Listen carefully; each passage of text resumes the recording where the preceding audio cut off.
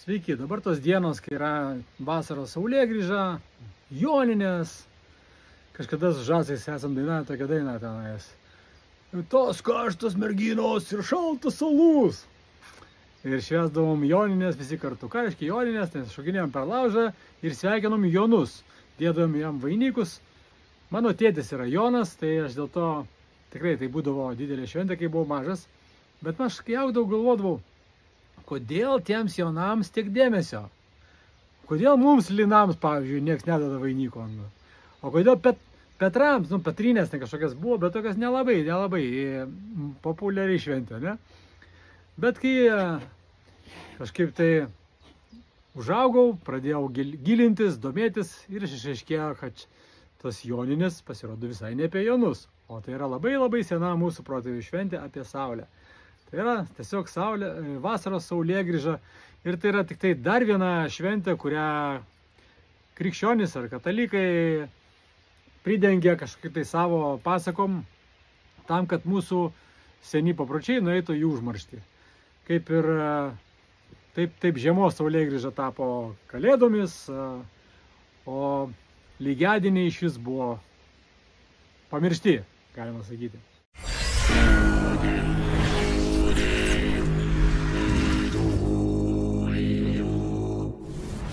Bet vasaros saulėgrįža, kadangi tai yra vasara ir tai buvo tokia didelė šventė, nes vasarą smagu švęsti, ne?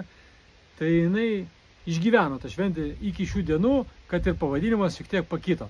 Bet iš tikrųjų tai yra šventė apie Saulę ir jinai senoji vadindavosi Rasos.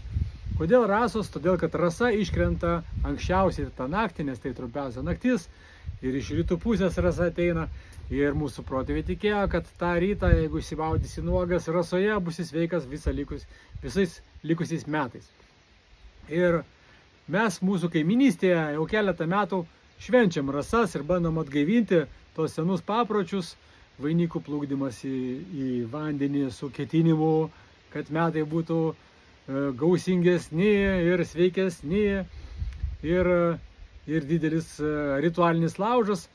Laužas visą laiką per rasas atstovaudavo Saulę, nes kol Saulė keliom valandom pasislėpia kažkur ten už planetos kampo, tai tuo metu mūsų protėviai užkurdavo šventą ugnį, nes ugnis tai yra Saulės energija. Saulė maitina per lapus medžius daug metų ir prikrauna jos savo energijos ir po to, kai tas medis atsiduria malkos pavidalu lauže, yra užkuriamas, tai ta Saulės energija atiduoda atgal.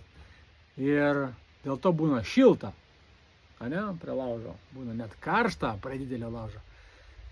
Tai smagu yra visgi, kad mūsų kaiminystės, kaimų vaikai augdami mato tas šventimus, gal jie ir nėra tokie visiškai 100% atitinkantis tai, ką švęsdavo mūsų protėviai, bet mūsų senus papročius gaivinti ir parodyti naujoms kartoms yra visai gera mintis. Štai pažiūrėkite keletą kadrų, kaip šiemet mes atšventėm rasas. Linkėjimai visiems jonams su joninėmis.